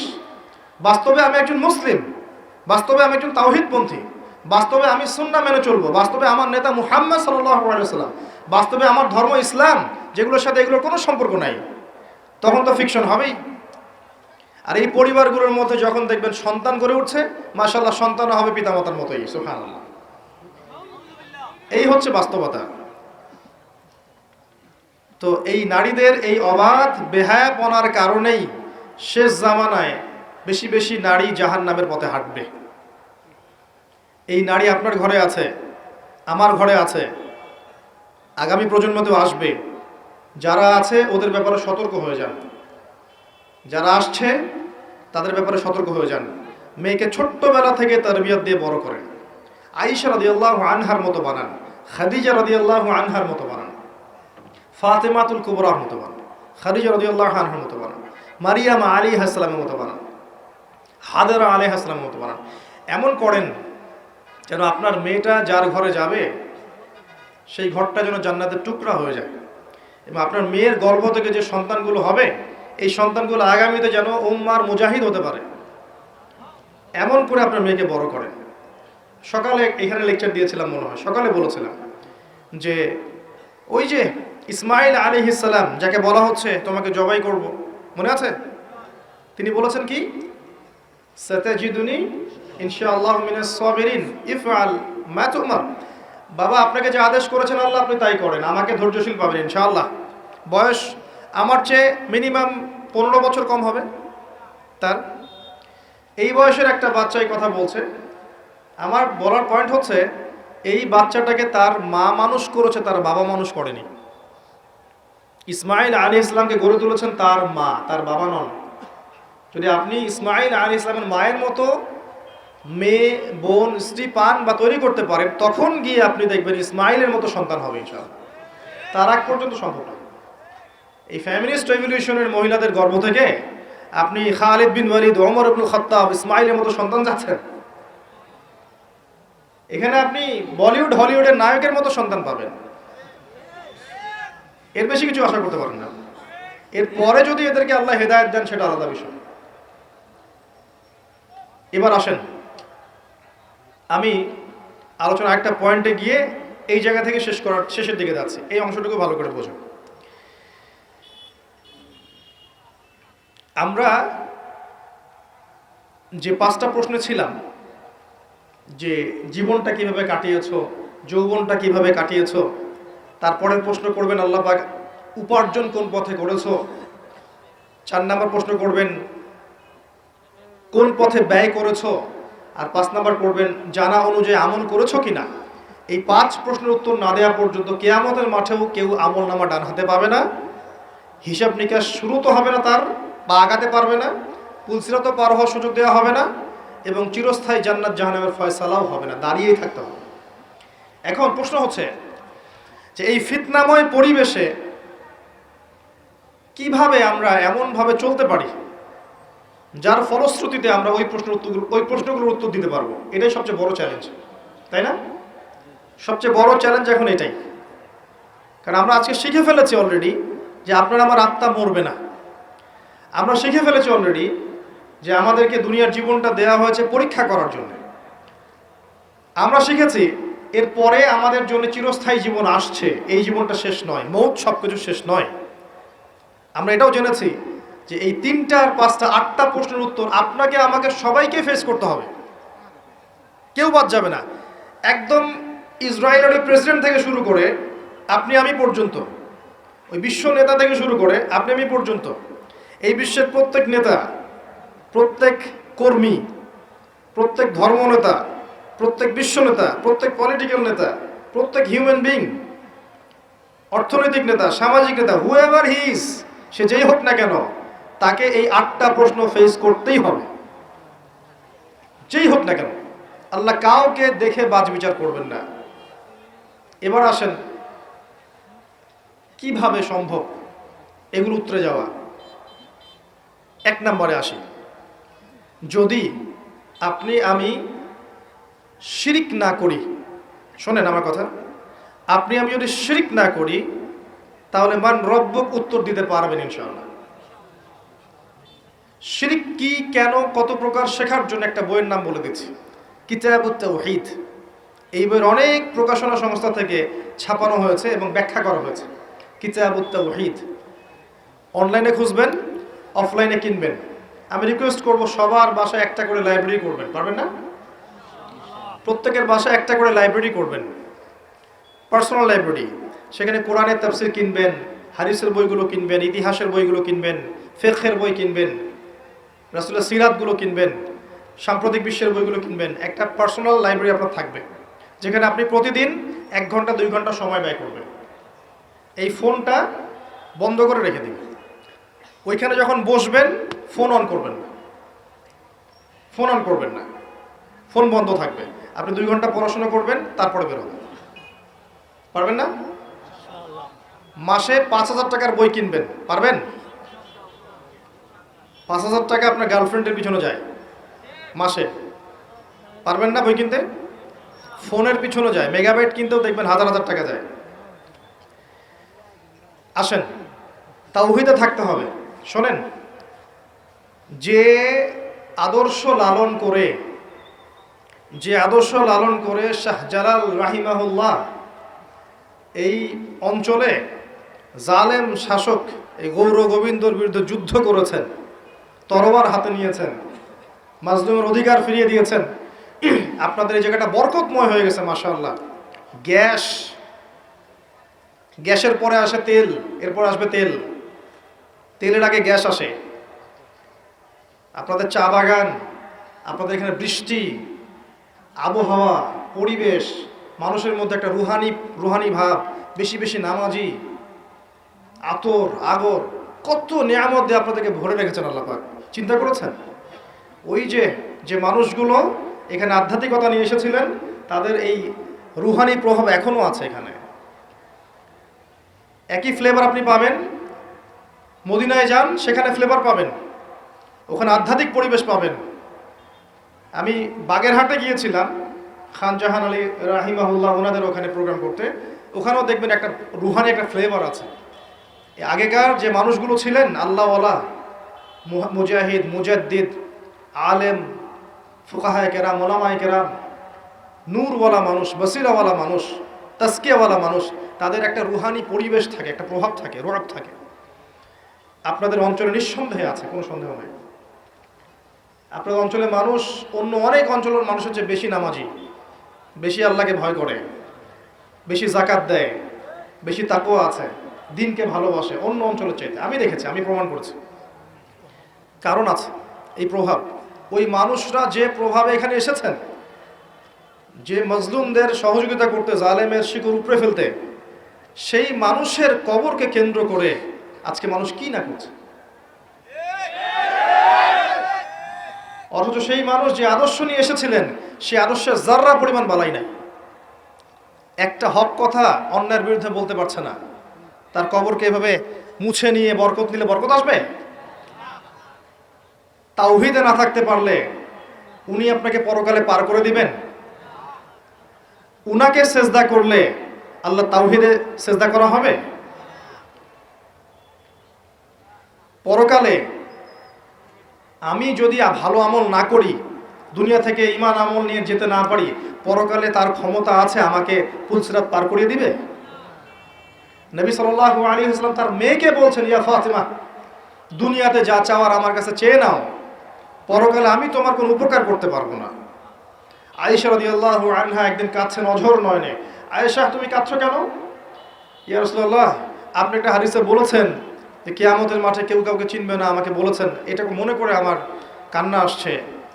আসলে কি কেউ কাউকে চিনবে না?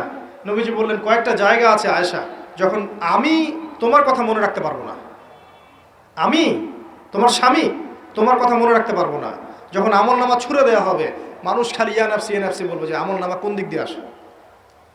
যখন পুলসিরাত মানুষ পার হবে, সবাই ইয়া নাফসি বলে, আমার কি হবে, আমার কি হবে, কেউ কারো কথা মনে রাখবে না। সত্যিকার অর্থে যদি আমরা আমাদের ওলামায়ে কেরাম, আউলিয়া, তাদের যদি সম্মান করতে চাই, তাদের আদর্শ লালন করতে হবে।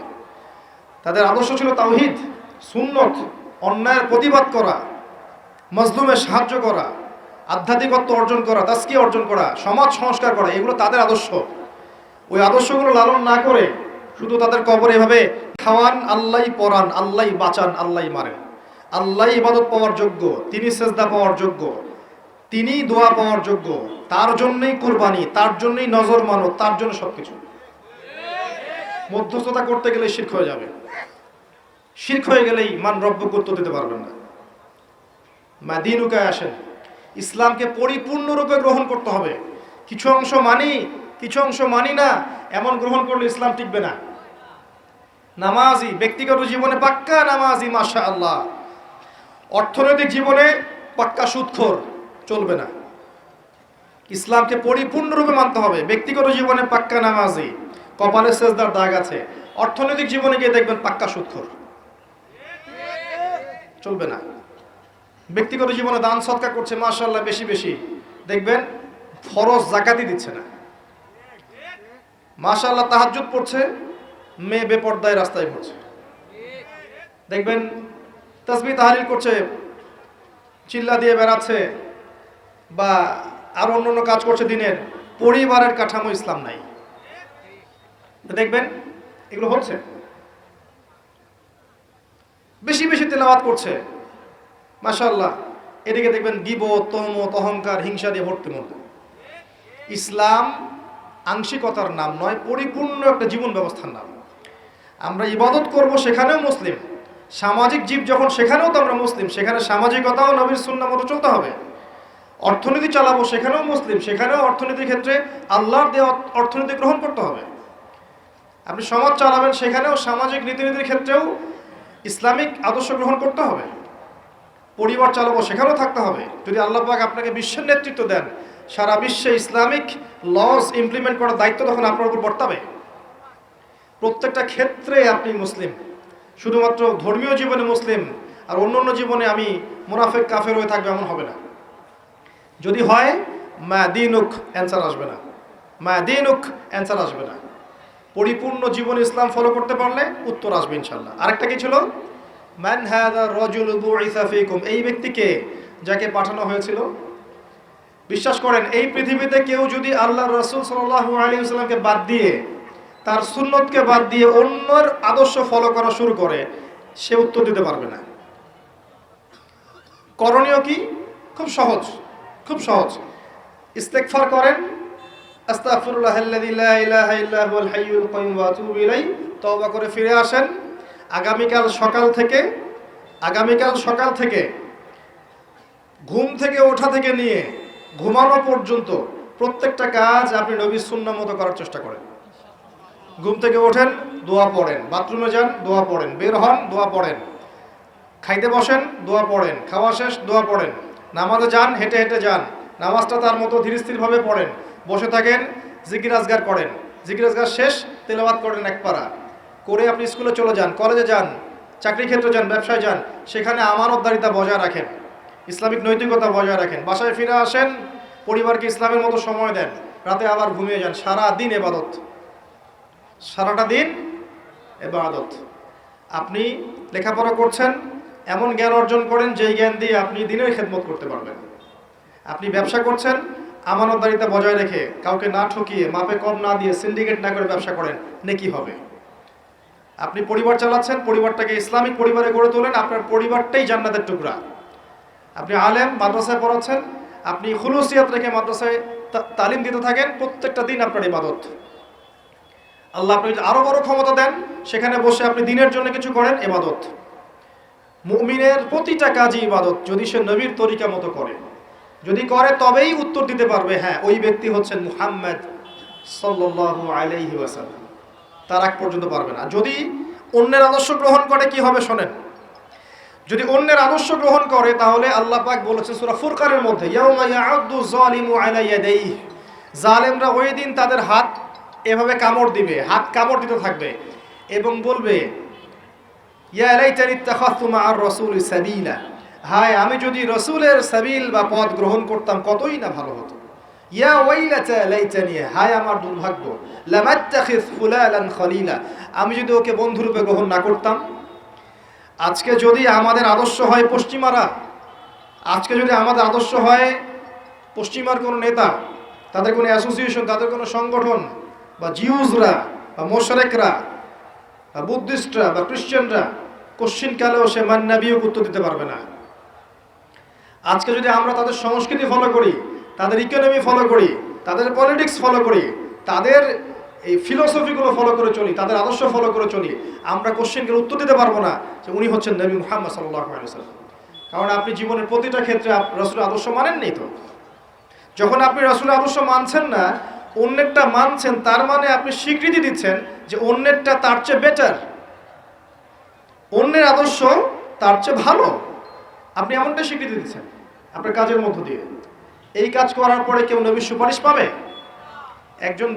একজনই ব্যক্তি তিনি, যিনি আপনাকে ভাই বলেছেন, আপনার জন্য হাউজে কাউসারে দাঁড়িয়ে থাকবেন, আপনার জন্য সুপারিশ করবেন, এই উম্মতের কবিরা গুনাহগার ব্যক্তিদেরকে সুপারিশ করে জান্নাতে নিয়ে যাবেন, একমাত্র ব্যক্তি মুহাম্মদ সাল্লাল্লাহু আলাইহি ওয়াসাল্লাম। একদিন বলেছিলাম আমি যে কিয়ামতের মাঠে জাহান্নাম যখন চিৎকার করবে, সূরা মুলকের মধ্যে পড়ে দেখেন, চিৎকার করবে জাহান্নাম। সূরা মুলকে আছে না? চিৎকার করে ফেটে পড়বে। ওই সময় সমস্ত নবী হাঁটুতে বসে যাবে। আদম আলাইহিস সালাম হাঁটুতে বসে ইয়া নাফসি, নবী মুসা, নবী ঈসা, নবী দাউদ, সুলাইমান, ইসমাঈল, ইসহাক, যত নবী আছেন সবাই হাঁটুর ঘরে বসে যাবেন। ইয়া নাফসি, হে আল্লাহ আমাকে বাঁচাও, হে আল্লাহ আমাকে বাঁচাও। শুধু একজন নবী মুহাম্মদ সাল্লাল্লাহু আলাইহি ওয়াসাল্লাম, তিনি সিজদায় পড়ে বলবেন ইয়া উম্মতি, ইয়া উম্মতি, হে আল্লাহ আমার উম্মতকে বাঁচাও, আমার উম্মতকে বাঁচাও। সেই নবীর আদর্শ বাদ দিয়ে যদি আমি অন্যের আদর্শ ফলো করি, কবরে এই প্রশ্নের উত্তর দিতে পারবে? কখনো সম্ভব না। এজন্যই শোনেন, এজন্যই আমাদের নবী নিজেই এই উম্মতের বিরুদ্ধে একটা অভিযোগ করবেন। সূরা ফুরকানের মধ্যেই আছে, রব্বি ইন্না কওমি ইত্তাখাযু হাযাল কুরআনা মাহজুরা। তাকে বলা হবে, হে মুহাম্মদ তোমার উম্মতের এই অবস্থা কেন হলো? তিনি বলবেন, হে আমার আল্লাহ, হে আমার রব, আমার কওম আমার রেখে যাওয়া কোরআনকে পরিত্যাগ করেছিল। আমরা তাই করেছি না? বাসায় বাসায় কোরআন আছে, খুলে দেখে কেউ? হ্যাঁ, 40-এর দিন দেখে, কুলখানের দিন দেখে, বছর কি দিন দেখে, তাই না? সারা বছর পড়ে থাকে। খুব কম মানুষই কোরআন পড়তে জানে, জানেন? এই উম্মতের এখন খুব কম মানুষই কোরআন পড়তে জানে। এমন অনেক যুব সমাজ আছে এই উম্মত মুহাম্মাদির, কোরআনটা চোখেও দেখেনি কখনো। খুব কম মানুষ এই উম্মতের কোরআনের অর্থ বোঝে। অনেক হাফেজে কোরআনও আছে যারা কোরআনের অর্থ বোঝে না। খুব কম প্রতিষ্ঠান আছে যেখানে কোরআন বাধ্যতামূলক পড়ানো হয়, 1% 2% হবে না, যেখানে কোরআন বাধ্যতামূলক পড়ানো হয়। এরপরে আলাদা করে মাদ্রাসা খুলতে হয়েছে যেখানে কোরআন পড়ানো হয়। এই উম্মত কোরআনকে পরিত্যাগ করেনি? করেছে। কোরআনের বিধিবিধানগুলো পরিত্যাগ করেনি? খুব কম মানুষ আছে এই উম্মতের 5 ওয়াক্ত নামাজ পড়ে, খুব কম মানুষ এই উম্মতের যাকাত দেয়, খুবই কম মানুষ এই উম্মতের আছে যারা হালাল খায়, জেনা থেকে দূরে আছে, মাদক থেকে দূরে আছে, কমই মানুষ আছে। এজন্যই নবীজি বলেছেন সাল্লাল্লাহু আলাইহি ওয়াসাল্লাম, 73টা দল হবে উম্মতের, একটা জান্নাতে যাবে, বাকি 72টা জাহান্নামে যাবে। এজন্যই 1999 জন মানুষ জাহান্নামে যাবে। সতর্ক হয়ে যান, আমরা কোরআনকে যেন পরিত্যাগ না করি। এই 3টার উত্তর কি হলো? তাওহীদে থাকবেন, ইনশাআল্লাহ উত্তর দিতে পারবেন। 2 নাম্বার, দিনকে পরিপূর্ণরূপে পালন করবেন, ইনশাআল্লাহ উত্তর দিতে পারবো। 3 নাম্বার, নবীর আদর্শ মেনে চলবেন, ইনশাআল্লাহ উত্তর দিতে পারবেন। তারপরের 5-এ যান, এখানে গিয়ে আপনাকে করা হবে সারা জীবন কিভাবে কাটিয়েছে। ওই যে উত্তর দিলাম, প্রত্যেকটা দিন যদি আপনি নবী সাল্লাল্লাহু আলাইহি ওয়াসাল্লামের সুন্নাহ মতো চলতে পারেন, সকাল থেকে সন্ধ্যা পর্যন্ত, এটা যদি ধরে রাখতে পারেন বছর, মাসের পর মাস, বছরের পর বছর, আপনার সারা জীবনই তো ইবাদত, তাই না? তখন সহজ হবে, হে আল্লাহ আমি সারা জীবন তোমার নবীর আদর্শে চলেছি। সহজ। যৌবন কোন কাজে ব্যয় করেছো? এখনকার এই ভোগ বিলাসিতা ত্যাগ করে, এই বাড়ি গাড়ি, টাকা পয়সা, গার্লফ্রেন্ড, পর্ন, হাবিজাবি, মাদক ছেড়ে দিয়ে এখনই যদি যুব সমাজ তওবা করে ফিরে আসে, এখন থেকে দিনের পড়াশোনা করে, কোরআন পড়তে শেখে, আরবি ভাষা শেখে, কোরআন নিয়ে গবেষণা করে, হাদিস পড়ে, দিনের মেহনত করে, আলেম ওলামার সোহবতে থাকে, দিনের কল্যাণে কিছু করে, যৌবনটাকে আল্লাহর পথে কাজে লাগায়, এরা উত্তর দিতে পারবে না? পারবে, যে আমি আমার যৌবনটা আল্লাহ তোমার রাস্তায় বিলিয়ে দিয়েছি। কত মুসলিম কন্টিনেন্ট আছে যে কন্টিনেন্টে ইসলাম ঢুকেছে যুবকদের তরবারির মাধ্যমে। এই মোহাম্মদ বিন কাসিম, তারেক বিন জিয়াদ যুবক ছিলেন। হ্যাঁ, ওই সময়কার সিচুয়েশন এমন ছিল, ইসলামিক গভর্নমেন্ট ছিল। এখন আবার বের হয়ে যায় না তরোয়াল নিয়ে। এই কথা শুনে যে আবু তাহের ভাই তরোয়ালের কথা বলেছে, এখন সিচুয়েশন সেটা নয়। তাদের ইমারত ছিল, খেলাফা ছিল, ইসলামিক হুকুমত ছিল, সেখান থেকে রাষ্ট্রপ্রধান ফোর্স পাঠিয়েছিলেন। এখন আপনাকে কে পাঠাবে? এখন আপনি বড়জোর কোথায় যেতে পারেন? বড়জোর আপনি ইউরোপ আমেরিকা গিয়ে প্রবাসী হতে পারেন। এখন বড়জোর দেখা যাবে যে বিশ্বের পরাশক্তিগুলো একটা ভেজাল বাঁধিয়ে দিয়েছে, সেই ভেজালের মধ্যে আপনাকে ফোর্স হিসেবে পাঠানো হয়েছে, আপনি চলে গেলেন ওদের দ্বন্দ্ব মেটাতে। যাই হোক, এই যৌবনকালে যারা আল্লাহর ইবাদত করবে, নবী সাল্লাল্লাহু আলাইহি ওয়াসাল্লাম বলেছেন আরশের ছায়ার নিচে আল্লাহ পাক তাদেরকে ছায়া দিবেন। এর চেয়ে বড় সৌভাগ্য হতে পারে? যুবকদের হাতে ইসলামের বিজয় লেখা আছে। এই জামানার যুব সমাজ এবং তার পরবর্তী প্রজন্ম ইনশাআল্লাহ আমরা বিশ্বাস করি আগামী দিনের সোনালী দিন তারা দেখে যাবে ইনশাআল্লাহ। তবে শর্ত হচ্ছে সমস্ত পাপ থেকে তওবা করে আজকেই দিনের পথে ফিরে আসতে হবে। যুবক যুবতী সবাইকে বলছি, একজন যুবক যেমন একটা কমিউনিটির জন্য যথেষ্ট, একজন যুবতী মাও কিন্তু দেখবেন একটা জাতির ভবিষ্যৎ গড়ে দিবে ইনশাআল্লাহ। একটা যুবতী মা যদি এখন মেয়ে যদি তওবা করে মা হয়, পরবর্তীতে মুমিনা হয়, মুসলিমা হয়, সালেহা হয়, তার গর্ভ থেকে যদি একটা আহমদ বিন হাম্বাল বের হয়, একটা আবু হানিফা বের হয়, একটা ইমাম শাফিঈ বের হয়, একটা তারেক বিন জিয়াদ বের হয়, আগামী দিন দেখবেন যে ওই মানুষরাই এই সমাজ পরিবর্তন করে ফেলেছে ইনশাআল্লাহ। তো আমরা তাদেরকে আল্লাহর পথে ফিরে আসার জন্য তওবা করার নসিহত করব। আল্লাহ পাক তৌফিক দান করুন, আমিন। জিজ্ঞেস করা হবে কোন পথে অর্থ উপার্জন করেছো? আজকে সুদ খাচ্ছি, ঘুষ খাচ্ছি, দুর্নীতি করছি, আত্মসাৎ করছি, পরোয়া করছি না। কোন পথে খরচ করেছো? যা ইচ্ছা তাই খরচ করছি। বাড়ি করে রেখেছেন সিলেটে, থাকার লোক নাই, আপনি পড়ে আছেন ওইখানে। লন্ডন বানিয়ে রেখেছেন, জায়গাটাকে লন্ডন বানিয়ে রেখেছেন, পড়ে আছেন ওইখানে। কিছু কথা বলি, মন খারাপ করেন না। যেখানে আপনি সোনালী ভবিষ্যৎ খুঁজছেন, ওর পতন খুব সামনেই। যে সভ্যতাটাকে আপনি সিভিলাইজড মনে করছেন, আপনার জীবন প্রতিষ্ঠিত হয়ে গেছে, আপনি গ্রিন কার্ড পেয়ে গেছেন, হ্যাঁ আপনি সিকিউরড, দেশ তো ভালো না, দেশের জনগণ ভালো না, আপনি আপনার প্রতিভাগুলো ওখানে বিকিয়ে দিচ্ছেন, মনে করছেন এটা সাস্টেইন করবে। শুনে রাখেন, এই বিশ্বের ভবিষ্যৎ এমন দিকে যাচ্ছে যে পশ্চিমা সভ্যতা বলে কোনো সভ্যতার অস্তিত্ব থাকবে না ইনশাআল্লাহ। ইনশাআল্লাহ তাআলা তারা সবচেয়ে অন্ধ এবং সবচেয়ে বোকা শ্রেণীর মানুষ যারা ওখানে স্থায়ী বাস করেছে। আমার কাছে তারা সবচেয়ে অন্ধ মানুষ, কারণ তারা দুই চোখ দিয়ে দেখতে পাচ্ছে না, এক চোখওয়ালা। এটা সিকিউরড লাইফ নয়, আপনি ধ্বংসের দিকে গিয়েছেন। সেখানে ইসলামিক পরিবেশ নেই, ইসলামিক অনুশাসন নেই, সেখানে জালেম কুফফারদের দৌরত্ব আছে, এবং যারা ঐক্যবদ্ধভাবে সারা বিশ্বে মুসলিম কিলিংস করছে, ওদের ওখানে আপনি শান্তি খুঁজছেন। আপনার প্রতিভাগুলো দেশকে দেওয়া যেত না? দেশকে দিয়ে প্রতিভা দিয়ে এগিয়ে নেওয়া যায় না? প্রয়োজনের খাতিরে গিয়েছি, ঠিক আছে, ফিরে আসেন, এনাফ। একটা বিষয়ের জন্য গিয়েছেন, অর্জন হয়েছে, চলে আসেন। নিজের প্রতিভা দেশকে দেন, দেশের কল্যাণে কিছু করেন, কোনো প্রজেক্ট লঞ্চ করেন, কিছু করেন, ক্রিয়েটিভ কিছু করেন। সমাজ যদি পরিবর্তনের চেষ্টা আপনি না করেন, আর যদি শুধু দোষ দিয়ে যান, সমাজটা ভালো না, দেশটা ভালো না, দুর্নীতিতে ভরে গেছে, এই হয়েছে সেই হয়েছে, তো এর পিছনে তো আমিও দায়ী। আমি তো এটাকে দূর করার কোনো প্রচেষ্টা চালালাম না। আর যেখানে আপনি রঙিন স্বপ্ন দেখছেন, ওই সভ্যতাটা সামনে ধ্বংস হয়ে যাবে।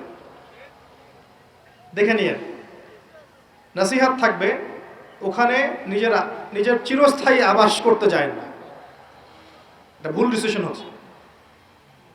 কোন পথে উপার্জন করেছেন, উপার্জনের কথা বলতে গিয়ে এদিকে আসলাম। প্রত্যেকটা ক্ষেত্রে উপার্জনে খেয়াল রাখতে হবে যে আমি হালাল নিচ্ছি কিনা, হারাম থেকে দূরে আছি কিনা। হালাল খান, অল্প খান, অল্পে তুষ্ট থাকেন, আল্লাহ পাক আপনাকে অল্প আমলে নাজাত দিয়ে দিবেন ইনশাআল্লাহ। অল্প আমল এনাফ, নাজাত দিয়ে দিবে। দেখেন বেলাল রাদিয়াল্লাহু আনহু, কৃষ্ণকায় মানুষ, দরিদ্র মানুষ, আল্লাহ পাক তাকে কাবা ঘরের উপরে উঠে আজান দেওয়ার সৌভাগ্য দিয়েছে। আব্দুল্লাহ ইবনে মাসউদ মেষ চড়াতেন, আল্লাহ পাক রাইসুল মুফাসসিরিন বানিয়েছেন। তাফসীরকারদের মধ্যে শ্রেষ্ঠ তাফসীরকার তিনি, সবচেয়ে বড়। আল্লাহর হাতে রিজিক, হালালে থাকেন, আল্লাহ রিজিক দিবেন ইনশাআল্লাহ। কিয়ামত হবে না আপনার রিজিক না শেষ হলে, আপনার মৌত হবে না আপনার চালের দানা বাকি না থাকলে। আসমান জমিন সৃষ্টির 50,000 বছর আগে আল্লাহ রিজিক লিখেছেন। একটা চালের দানা পৃথিবীতে রেখে আপনি বিদায় নেবেন না। এক ঢোক পানি না খেয়ে, যেটা পৃথিবীতে আছে ওটা না খাওয়া পর্যন্ত আপনি যাবেন না পৃথিবী থেকে। অস্থির হচ্ছেন কেন? হারামে যাচ্ছেন কেন? সুদ খাচ্ছেন কেন? ঘুষ নিচ্ছেন কেন? দুর্নীতি কেন করছেন? রিজিক আল্লাহর হাতে, আল্লাহ দিবে আপনাকে ইনশাআল্লাহ। এগুলো তো নিজের জন্য করছেন, পরিবারের জন্য করছেন, আগামী প্রজন্মের জন্য করছেন। শোনেন, আপনি মারা যান, 3টা দিন সময় লাগবে না আপনাকে ভুলে যেতে। আপনি মারা যান, কবরে চলে যান, যাদের জন্য সারা জীবন ঘুষ খেয়েছেন, দুর্নীতি করেছেন, আপনি সুদ খেয়েছেন, আত্মসাৎ করেছেন, যাদের জন্য করেছেন, নিজের এবং যাদের জন্য, এরা আপনাকে 3 দিনের বেশি মনে রাখবে না। মারা যাওয়ার সাথে সাথেই আপনার দলিলাদি, জমি জমা, ব্যাংক ব্যালেন্স নিয়ে কারাকারি শুরু করে দেবে। আল্লাহকে চিনলেন না আপনি, হারামে যায় না, আল্লাহর রাস্তায় হারামে যায় না। কোন পথে ব্যয় করেছো? এই যে অপব্যয়। 10টা বাড়ি বানিয়ে রেখেছেন, দেশে নাই, বিদেশে পড়ে আছেন, অপব্যয়। এই টাকাটা আপনি সমাজের কল্যাণে কোনো প্রজেক্টে কাজে লাগাতে পারতেন। প্রচুর অপব্যয় করি আমরা কিন্তু অপব্যয় করা জাতি। অজুর পানি থেকে শুরু করে একদম রাষ্ট্রীয় সম্পদ পর্যন্ত অপব্যয় করতে থাকি। অজু করবেন, দেখবেন 10 জনের পানি দিয়ে একজন অজু করবে। যার ইমানের যত বেশি, তার ট্যাপের স্পিড তত বেশি। অজুরও পানির লিমিট আছে। হ্যাঁ, নবী সাল্লাল্লাহু আলাইহি ওয়াসাল্লাম অল্প পানিতে অজু করেছেন। এর মানে এই না যে সেখানে পানির স্বল্পতা ছিল এই জন্যে। এমনকি তিনি বলেছেন, এই যে ঝর্ণার ধারেও যদি অজু করো, তারপর অজুর পানির দিকে খেয়াল রাখতে, অপচয় করা যাবে না। অজুর পানি থেকে শুরু করে একদম সমাজ থেকে শুরু করে বিশ্ব রাষ্ট্র সব জায়গায় যান, অপচয় প্রচুর। আর দেখবেন জনগণ বুঝেই হয়, আমরাও মাশাআল্লাহ সেরকমই জাতি। একটা জিনিস করে দিয়েছে রাষ্ট্র, মেধা দিয়ে, আমার প্রজ্ঞা দিয়ে, জনগণের জন্য, সমাজের জন্য, রাষ্ট্রের জন্য কি করলাম আজ পর্যন্ত? কিছুই করি নাই। কিন্তু সমালোচনা করে যাচ্ছে, এটা ভালো না, ওইটা ভালো না, এটা। আর কেউ তো থাকবোই না দেশে, ভাই বাইরে থাকবো, দেশটাই পচে গেছে। কই, আপনি ভালো তো দেশে এসে দেশকে ভালো করছেন না কেন? সব থেকে সমস্যা আমাদের মানসিক সমস্যা। আমাদের মায়া নাই, মহব্বত নাই আমাদের প্রতি। আল্লাহ পাক মাশাআল্লাহ বরকতময় একটা জায়গা দিয়েছেন আমাদেরকে। আপনি যা চান এখানে পাবেন। এটা এমন একটা জায়গা আমাদের। আপনি যদি শ্রম দেন, মেধা দেন, আমানতদারিতা থাকে, দুর্নীতিটা না থাকে, সবাই সবার মেধার মূল্যায়ন পায়, দেখবেন বাংলাদেশ আগামী দিন সুপার পাওয়ার হবে ইনশাআল্লাহ। সম্ভব ছিল বা সম্ভব এখনো আছে, যদি তরুণরা দায়িত্ব হাতে নিতে পারে। আল্লাহ পাক যোগ্য নেতৃত্ব নিয়ে আসুক এবং যারা আছে সবাইকে আল্লাহ হেদায়েত করুক। আমি কোনো দলের মানুষ না, আমি আমার আবেগ থেকে অ্যাজ এ সিভিলিয়ান কথাগুলো বলছি যে আল্লাহ পাক যেন যোগ্য মানুষদেরকে দিয়ে একটা সুন্দর সুশৃঙ্খল কাঠামো করে দেন, যেখানে থাকবে না কোনো দুর্নীতি, থাকবে না কোনো ঘুষ, কোনো সুদ, কোনো জেনা, কোনো ব্যভিচার। একটা সুকুনের পরিবেশ থাকবে, সবাই সবার প্রতিভার মূল্য পাবে, মাজলুম হবে না, জালেম পার পেয়ে যাবে না, মাজলুমের আর কাঁদতে হবে না। এমন একটা পরিবেশ আল্লাহ পাক যেন তৈরি করে দেন। আল্লাহ পাক যেন যারা আছে ওদের হাত শক্তিশালী করে দেন এবং ইসলামের জন্য কাজ করার তৌফিক দান করেন। আল্লাহ চাইলে সব করতে পারেন। আল্লাহ চাইলে মানুষের মন খুলে দিতে পারেন। আল্লাহ পাক চাইলে পৃথিবীর সবচেয়ে জঘন্য মানুষকে হেদায়েত দিয়ে নিয়ে এসে তার দিয়ে আল্লাহ পাক ইসলামের খেদমত করাতে পারেন। বুড়ি প্রমাণ আছে। খালিদ বিন ওয়ালিদ রাদিয়াল্লাহু আনহু ইসলামের এগেইনস্টে যুদ্ধ করেছেন, পরে মুসলিম হয়ে তিনি ইসলামের পক্ষে 100 যুদ্ধ করেছেন। আল্লাহ পারেন। তাই আমরা হেদায়েতের দোয়া করবো সবসময়। সমালোচনা সংস্কৃতি বাদ দেন, হেদায়েতের দোয়া করেন। সুপরামর্শ দিতে পারি, পরিস্থিতি বোঝাতে পারি, হেদায়েতের দোয়া করতে পারি, দেখবেন ইনশাআল্লাহ তাআলা আল্লাহ চান্ত এই জাতির তাকদীরে ভালো কিছু হবে ইনশাআল্লাহ। যদি আমরা ইমানদার হতে পারি, তাকওয়া অর্জন করতে পারি, আপসে মিল মহব্বত রাখি, বিভক্ত না হই, ইখতিলাফ না করি, ঐক্যবদ্ধ থাকি, যুব সমাজকে সঠিক দিক নির্দেশনা দিতে পারি, পরবর্তী প্রজন্ম করতে পারি, মেয়েদেরকে পর্দা আনতে পারি, দেখবেন ইনশাআল্লাহ আযজা ওয়া জাল এটা কোরআনের সমাজ গড়ে উঠবে ইনশাআল্লাহ তাআলা। আল্লাহ পাক তৌফিক দান করুন, আমিন। আর লাস্টের একটা প্রশ্ন শেষ করছি, এটা জানা অনুযায়ী আমল করেছো কিনা। আর এই জায়গায় আসলেই সবচেয়ে আগে ধরা খাবো আমরা যারা এই চেয়ারে বসে কথা বলছো। জানা অনুযায়ী আমল করেছো কিনা, খুব ডিফিকাল্ট, খুবই ডিফিকাল্ট। এবং এই আমানতদারিতা রক্ষা করা এত কঠিন যে আসমান জমিন পাহাড় পর্বত এই দায়িত্ব নিতে চায় নাই। সূরা আহজাব পুরো দেখেন, ইন্না আরাদনাল আমানাতা আলাস সামাওয়াতি ওয়াল আরদ ওয়াল জিবাল ফাআবাইনা আন ইয়াহমিলনাহা ওয়া আশফাকনা মিনহা ফাহামালাহা আল ইনসান ইন্নাহু কানা যালুমান জাহুলা। আল্লাহ পাক বলেছেন না, আমি এই আমানত, কোরআন সুন্নাহর ইসলামের আমানত আমি আসমানে জমিনে এই পৃথিবীতে দিতে চেয়েছিলাম, পাহাড়ে দিতে চেয়েছিলাম। ওরা নিতে চায় নাই, ডিনাই করেছে। মানুষ নিয়েছে, কারণ মানুষ জাহেল এবং জালেম, আমরা অজ্ঞ জালেম। আমানত নিয়েছি, দিন শিখেছি। কোরআন সুন্নাহর জ্ঞান থাকার পরে যদি আমি এই চেয়ারে বসে আমার কথা অনুযায়ী আমল করতে না পারি, তাহলে আপনার আগে আমাকে জাহান্নামে যেতে হবে। নাউযুবিল্লাহ, আমরা আল্লাহর কাছে আশ্রয় চাচ্ছি। সর্বপ্রথম যে ব্যক্তিকে দিয়ে জাহান্নাম উদ্বোধন করা হবে, সেই ওই তিনজন ব্যক্তির একজন হচ্ছে আলেম, যে ইলম অনুযায়ী আমল করেনি। যদি দিনের দায়িত্বগুলোর উদ্দেশ্য থাকে দুনিয়া, তাহলে ওই দায়িত্ব পালনে কোনো তাসির হবে না, সংস্কারও হবে না। এমন অনেক ওলামায়ে কেরাম আছেন এবং ছিলেন যাদেরকে আপনি কখনো ফেসবুকে দেখেননি, ইউটিউবেও দেখেন নাই। তাদের মেহনত এবং রাতের তাহাজ্জুদের ফলশ্রুতিতে ইসলাম এখনো সমাজে টিকে আছে। এখন যুগ বদলে গেছে, এখন সব হচ্ছে কমার্শিয়াল। বক্তাও কমার্শিয়াল,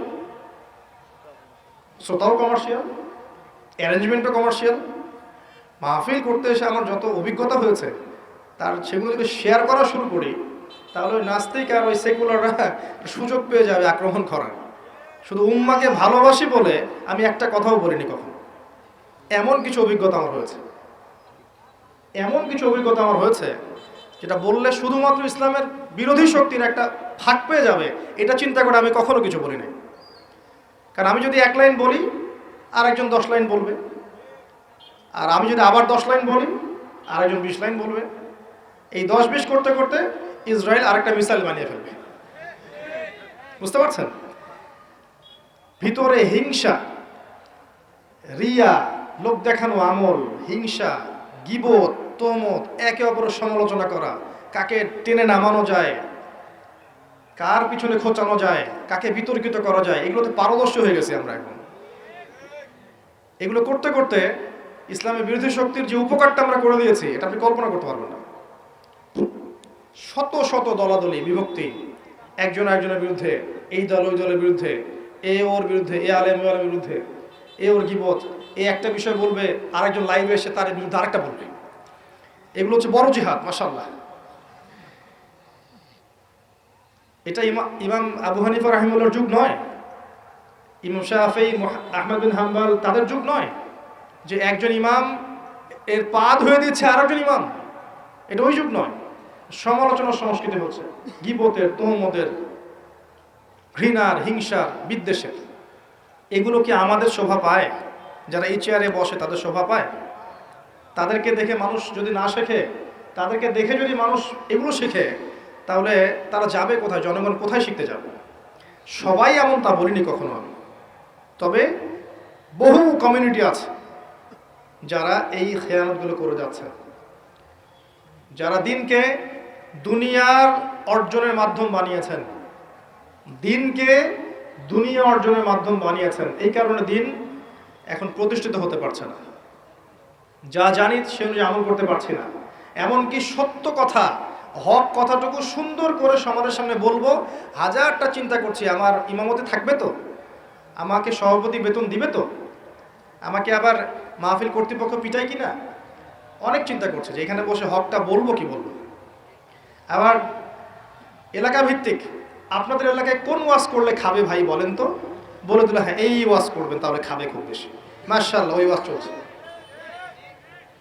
বসলেন 1 ঘন্টায় মনে করেন আপনি 30,000 টাকা নেবেন, কথার কথা, কথার কথা। তার মানে প্রতি 2 মিনিটের জন্য আপনি 1,000 টাকা পাচ্ছেন। ওই 1 ঘন্টা আপনি বসে তার আধা ঘন্টায় কেসা কাহিনী বলে শেষ করে দিলেন।